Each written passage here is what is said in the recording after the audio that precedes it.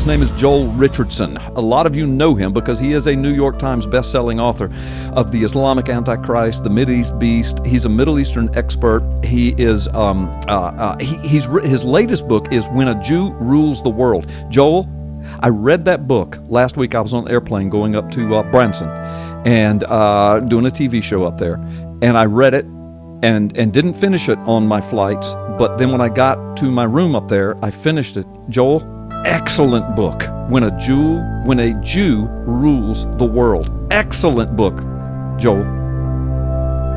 Yeah, thank you so much. As you mentioned, my first book, Islamic Antichrist, made the New York Times bestseller list. Yes. It's right now in the top. It's the #1 bestseller on Amazon. But I really think that When a Jew Rules the World is going to probably be my most important book. I really feel as though this is a critical book for this hour. It is a critical book, and I'm telling you, I want to say some things here. A lot of what was in there I knew, but I'm going to tell you, I have never been able to articulate it as brilliantly and as understandably as you did in that book.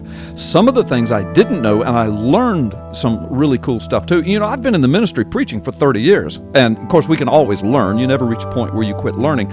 But I mean, you brought out some stuff in the scriptures I had never seen before, and I thought, oh my gosh, he's right. I mean, that's right.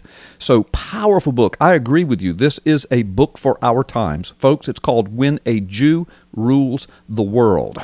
And he's also the producer of a blockbuster documentary movie called Endtime's Eyewitness. Tell our audience about that very quickly. Then I want to get into When a Jew Rules the World and some of the points you made there.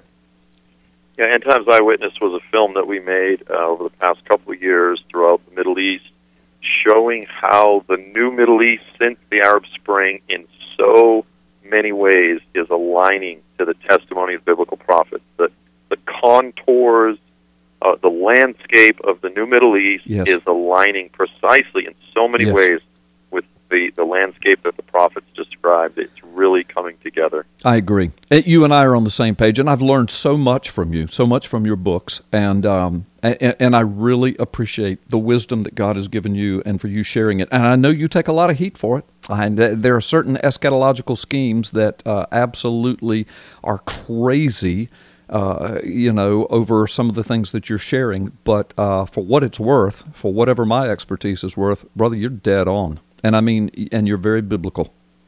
Thank you. And I know you've taken some hits as well. And, I always appreciate you and I both. We have our positions, as do various teachers out there, but I appreciate the way that you humbly present your information. Thank you. Be a Berean and consider this. And, thank you. Sometimes if someone disagrees with you, they come out and use all sorts of rhetoric, and it's often unnecessary, but I appreciate the gracious spirit that you walk in the midst of all that. Well, you're very kind, and I appreciate that. And, and I tell folks all the time who are thinking about writing books, is if you're going to write books on politics or theology, you better have some broad shoulders, because you're going to put it out before the world. And I don't care if you name the book Jesus Loves Me, and then the interior of it says, Jesus loves me, this I know, for the Bible tells me so. You will have websites built on how ignorant you are and how unbiblical you are. Am I right, Joel? Yeah, you quoted from the 1986 hymn and not the 1886 hymn, and everyone knows that's heretical, so you got to get it right. Whatever, they'll find something. I'm telling you. So anyway, I appreciate the stand you've taken. I didn't know you were going to say such kind things about me. God bless you. So let's get on, because the questions I want to ask you and where I want you to spend some time is this book, When a Jew Rules the World. And folks, of course, I'm heartily endorsing this, urging you to get it and read it. And he's in the first few chapters, he sets up some pretty groundbreaking, some fundamental foundational theological framework. So that might be a little heavy reading for some of you, but I don't think so. I mean, you're going to enjoy it. He's an excellent writer, but I'm saying once you've got that foundation set, then Joel takes off with it from there. And I mean, it just sucks you from page to page. And so I urge you to get that book. Well, Joel, listen. There is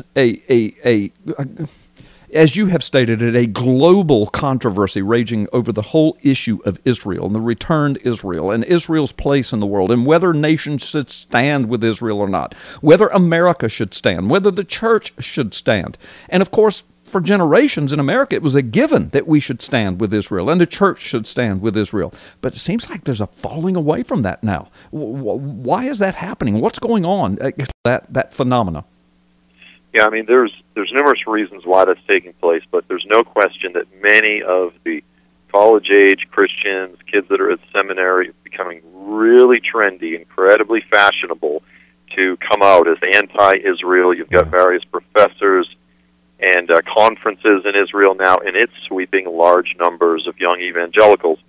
And, maybe, you're on Facebook and your friends' kids are posting articles, and you need to be able to, as you said, you know that you should stand with Israel, but you're not always sure how to articulate exactly why that is. Right. You're dealing with your little pseudo-intellectual 20-year-old friend or whatnot on Facebook.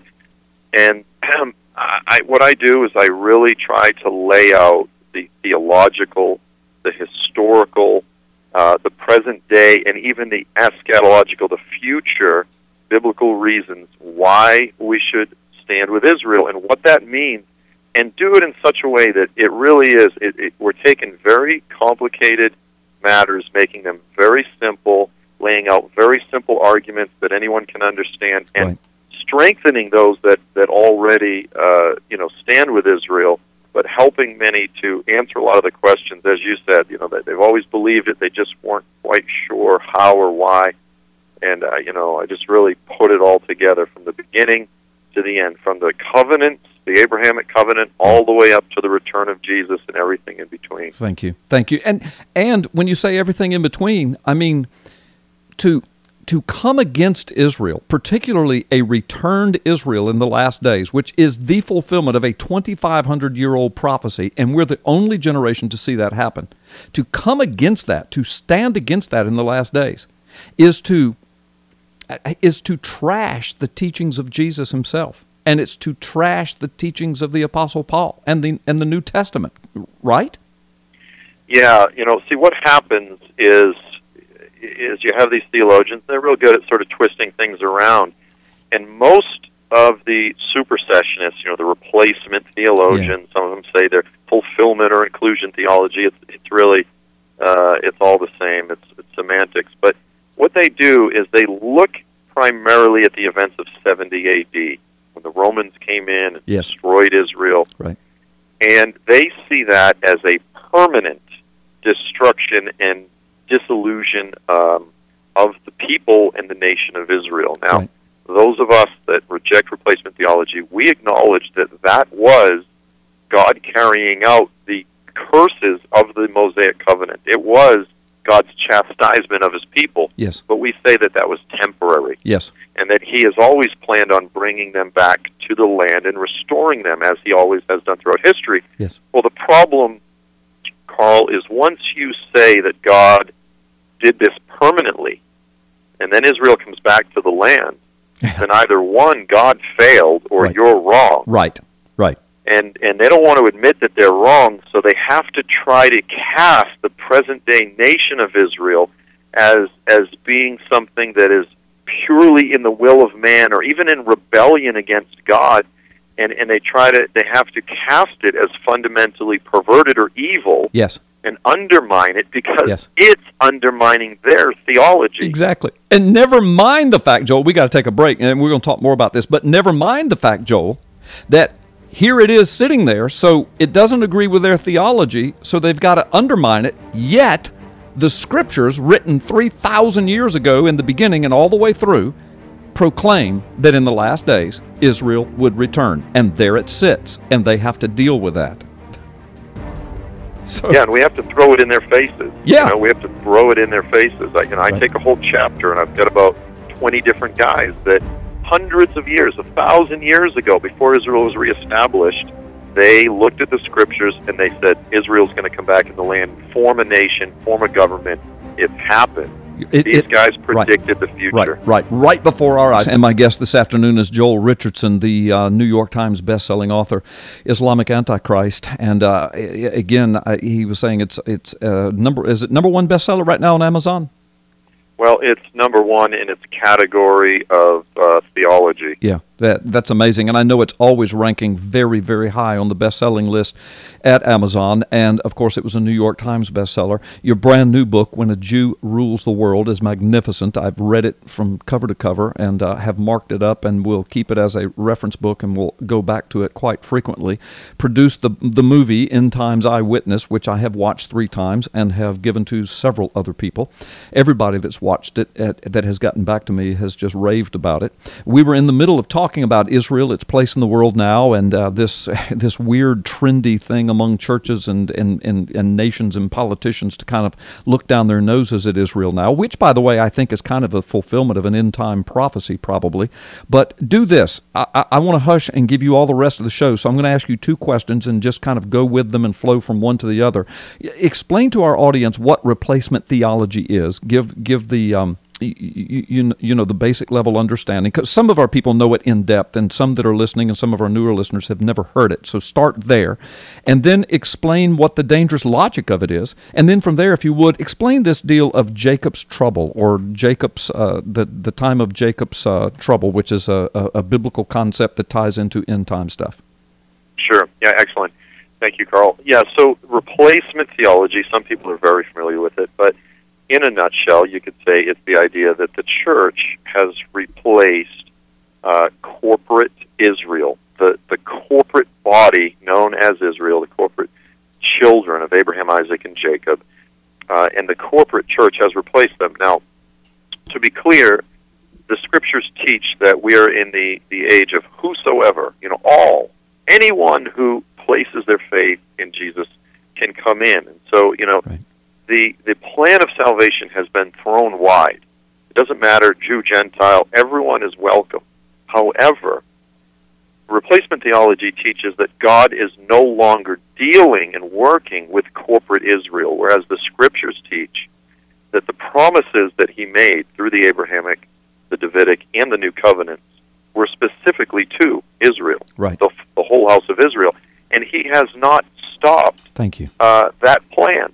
And so while he has thrown everything wide open, his plan of saving all of Israel, now, Paul makes it clear that it's not every single last Jew throughout history, but at a particular time when Jesus returns, all those that are left, the survivors at that time, will all be saved. Right. And the Lord will restore the Davidic kingdom, and he will rule on the earth, and there will be a restored Jewish monarchy, if you will, and Israel will rule over the nations of the earth. It's a very Israel-centered plan of salvation, and most Christians, they've never heard of that. They think just someday we die and go to heaven forever. I know. They're not really taught that there's a restored Jewish kingdom on the earth, and we're going to dwell in that and be part of that with immortal bodies. So that's replacement theology. Now, what I call the dangerous or deadly logic of supersessionism or replacement theology, those are just 2 terms for the same thing, is simply this. We talked about it earlier, the idea that God is permanently done with Israel. He destroyed the nation in 70 A.D. He dissolved them as a people. Once you believe and teach that it's God's will to dissolve them as a nation and as a people, and then to make them suffer and disperse them among the nations, then it's only logical that you, as a servant of God, would participate in carrying out the will of God. Right. And I know that sounds like a stretch, but when you look at the writings of virtually every early church leader and writer for the first several hundred years, and then all the way up really into modern times, you see statements which reflect the deadly logic of replacement theology over and over again. You've got people like John Chrysostom, and he said, because God hates Israel, we should hate them and yearn for their blood. Right. That is the perfect articulation of the deadly logic of supersessionism. Yeah. If it's God's will that they're suffering, then we should desire and even work toward their suffering, and that's what the church has done through much of history. Carl, you mentioned there's stuff in the book that you were aware of, but you didn't know the fullness of it. Right. I always knew that Christians persecuted Jews down through history, but it wasn't until I really wrote this book and did all of the studies necessary that I realized how pervasive, how all-encompassing, and really just brutal it has been.